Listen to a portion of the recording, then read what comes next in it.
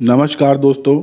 जैसा कि पिछले कई वीडियो के माध्यम से आप सभी को ये चीज़ें अवगत हो चुकी हैं कि 12,460 शिक्षक भर्ती की जो प्रक्रिया है वो पुनः शुरू हो चुकी है, जिससे संबंधित एक कल सचिव सर का पत्र भी आ गया है, जिसकी जानकारी आज विभिन्न समाचार पत्रों के माध्यम से भी आपको मिल चुकी है। अब प्रक्रिया में आवंटन की प्रक्रिया शुरू हो चुकी है। ठीक है, तो जिन लोगों को, जिन साथियों को नियुक्ति पत्र मिल गया है उनमें तो खुशी की लहर है कि भाई चलो हमारा अगले महीने आवंटन होने जा रहा है। लेकिन दो बड़े सवाल खड़े होते हैं कि जिनको नियुक्ति पत्र नहीं मिला है, जिनका नियुक्ति पत्र होल्ड है, उनका आखिर क्या होगा, उनको क्या करना चाहिए, अन्यथा वो बड़ी मुसीबत में फंस सकते हैं। या फिर जो थर्ड काउंसलिंग का इंतज़ार कर रहे हैं, यानी कि जिनको नियुक्ति पत्र नहीं मिला है, मेरिट में नाम नहीं आया है, उनको लेकर थर्ड काउंसलिंग की स्थिति क्या होगी, कब होगी कि नहीं होगी, होगी तो कैसे होगी, क्या चीज़ें होंगी, इस पर भी हम आपके साथ चर्चा करेंगे और आपको डिटेल से जानकारी देने का प्रयास करेंगे। तो दोस्तों, सबसे पहले हम बात करेंगे जिन साथियों के नियुक्ति पत्र होल्ड हुए हैं। तो नियुक्ति पत्र होल्ड किनके हुए हैं ये पहले आपको समझ लेना चाहिए।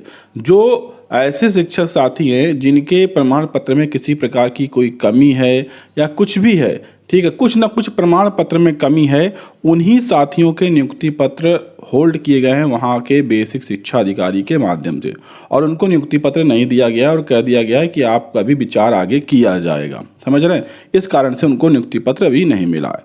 अब ऐसी स्थिति में उनके लिए यह जो समय है वो गंभीर है। ठीक है, गंभीर इसलिए है और इस समय आपको यह तत्काल कदम उठाना भी चाहिए, अन्यथा आप बड़ी मुसीबत में पड़ सकते हैं और आपको पछताना भी पड़ेगा। सबसे पहले आप अपने उस बीएसए कार्यालय में जाइए जहां पर आपका नियुक्ति पत्र होल्ड हुआ है, जिस भी ज़िले में हुआ है, और वहां पर ये पता करिए, हो सकता है कि आपको पता भी हो, ये पता करिए कि आपका नियुक्ति पत्र होल्ड क्यों किया गया है, किस कमी के कारण किया है, कौन सा प्रमाण पत्र गड़बड़ है, क्या कमी है।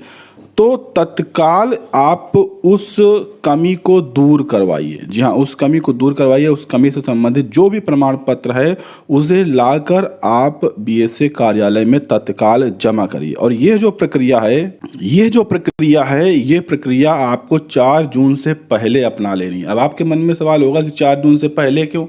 देखिए, चुनाव चल रहा है और 4 जून के बाद जो है विद्यालय आवंटन शुरू हो जाएगा। ये मैंने आपको अपडेट दिया है, संबंधित आदेश भी आ गया है। 30 तारीख तक डेटा फीड होना है और 4 तारीख को जैसे ही चुनाव खत्म होंगे उसके बाद जो है प्रक्रिया में आवंटन का कार्य शुरू हो जाएगा। तो उससे पहले आपको अपना नियुक्ति पत्र जो होल्ड है, जिस कारण से भी होल्ड है, उस कमी को दूर करना है और दूर करने के साथ आपको अपना नियुक्ति पत्र ले लेना है। और इसके लिए आपको दौड़ भाग करनी पड़ेगी, अपने बीएसए कार्यालय पर जाना होगा, पता करना होगा कमी क्या है।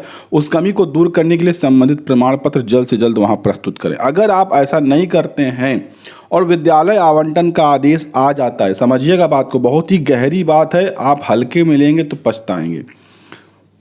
अगर विद्यालय आवंटन का आदेश आ जाता है और विद्यालय आवंटन केवल एक दिन होगा, ऐसा नहीं कि आज भी होगा, कल भी होगा, परसों भी होगा, फिर 6 महीने बाद होगा, ऐसा नहीं, एक दिन केवल होगा, एक दिन के लिए।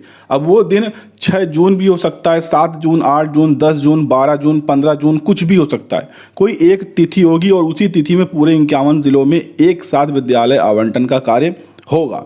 ठीक है, अब उस दिन विद्यालय आवंटन उन्हीं लोगों को होगा जिनको नियुक्ति पत्र प्राप्त हुआ होगा। आपको ये पता ही है, क्योंकि जिनको नियुक्ति पत्र दिया गया है, ठीक है, उनका डेटा जो है बेसिक शिक्षा अधिकारी कार्यालय भेजा गया है, ठीक है, सचिव साहब के पास, और उन्हीं का विद्यालय आवंटन भी होगा।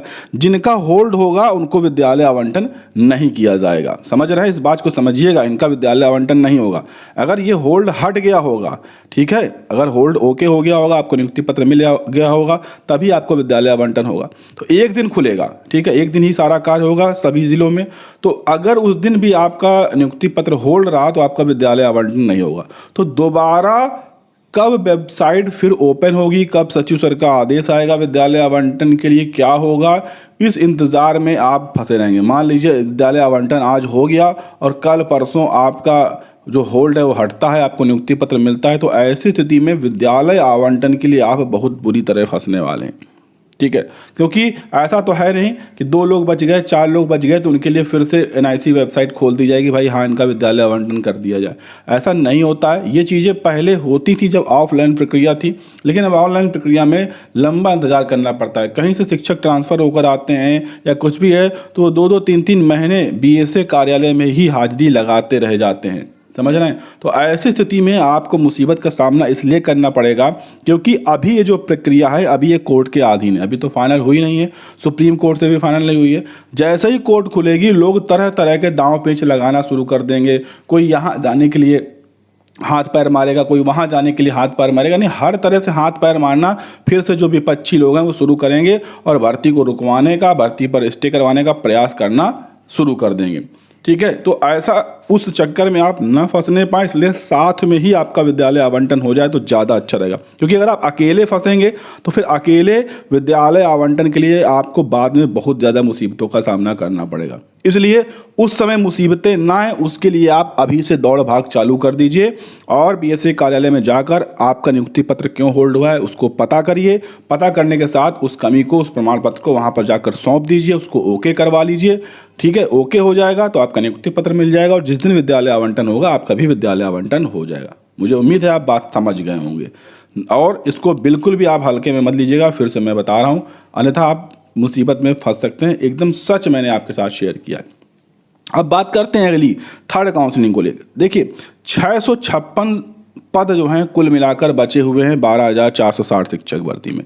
अगर अचयनितों के माध्यम से इस भर्ती को दोबारा से माननीय सुप्रीम कोर्ट में चैलेंज ना किया गया होता तो शायद अभी तक थर्ड काउंसलिंग भी हो गई होती और सभी लोग अपने अपने विद्यालय में भी होते और हो सकता है कि अभी तक किसी किसी जिले में किसी किसी शिक्षक का वेतन भी आने लगा होता।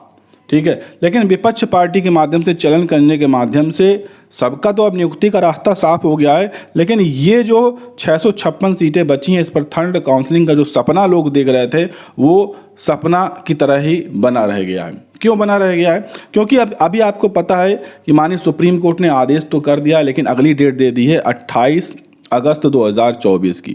अब ये जो 656 सीटें हैं इस पर सरकार थर्ड काउंसलिंग नहीं करा सकती, अपने मन से तो बिल्कुल नहीं करा सकती है कि यहाँ पर विद्यालय आवंटन करने के बाद थर्ड काउंसलिंग कराकर उनका भी विद्यालय आवंटन कर दे। तो ऐसा सरकार अब बिल्कुल नहीं करा सकती, ये आपको पता है। अब इस पर जो फैसला है, इस सीट पर जो फैसला है वो माननीय सुप्रीम कोर्ट देंगे। सुप्रीम कोर्ट 2 तरह के फैसले देखने को मिल सकते हैं। एक तो यहाँ पर 656 जो हाई मेरिट के याची हैं उनको लाभ दे दिया जाए, ये होगा, या फिर कह देंगे कि भाई 656 जो हाई मेरिट के लोग हैं सीटों के हिसाब से उनको अपना काउंसलिंग करवा लीजिए और जिनको उसमें नाम आ जाए उनको नियुक्ति पत्र दे दीजिए। यही कुछ आदेश ऐसा देखने को मिलने वाला है। क्योंकि अगर पूरे याचियों की हम बात करें तो लगभग याचियों की संख्या बहुत ज़्यादा है, क्योंकि हाई कोर्ट के भी याचियों की संख्या जोड़ी गई है, सुप्रीम कोर्ट की भी जोड़ी गई है, डबल बेंच की भी जोड़ी गई है। तो ऐसे में जानकारी निकल कर आई थी कि लगभग 2,000-2,500 के आसपास लोग हैं। तो अगर इतनी संख्या है तो इतनी संख्या है तो सीटें केवल 656 है, तो ऐसे में सबको याची लाभ तो मिल नहीं पाएगा। तो अब ये सुप्रीम कोर्ट तय करेगा और सुप्रीम कोर्ट जब इस पर फैसला देगा तभी समझ लीजिए अब ये 656 काउंसलिंग पूरी होगी, तभी थर्ड काउंसलिंग होगी। और थर्ड काउंसलिंग होगी कैसे, ये तय सुप्रीम कोर्ट करेगा कि भाई मेरिट पर काउंसलिंग होगी कि इन सीटों पर सीधे याची लाभ दे दिया जाएगा या और रिक्त पदों को जोड़कर सबको याची लाभ दे दिया जाएगा, क्या किया जाएगा क्या नहीं किया जाएगा, अब ये सुप्रीम कोर्ट यहाँ पर तय करेगा। सबसे बड़ी बात है कि आप देखिए लगभग भर्ती पूरी निपट चुकी है, पूरी कंप्लीट हो चुकी है, 656 सीटें ही बची हैं। ठीक है, तो ऐसे में अब जो सभी लोग हैं वो यहाँ पर डेट लेने का प्रयास करेंगे तो जल्द सुनवाई भी होने की संभावना कम रहेगी। और वैसे भी अब 656 के लिए लड़ाई भी कम हो जाएगी और धीरे धीरे क्या होगा, यह मामला ठंडा पड़ जाएगा और ऐसे ही मामला पेंडिंग रहेगा, ये भी देखने को मिल सकता है।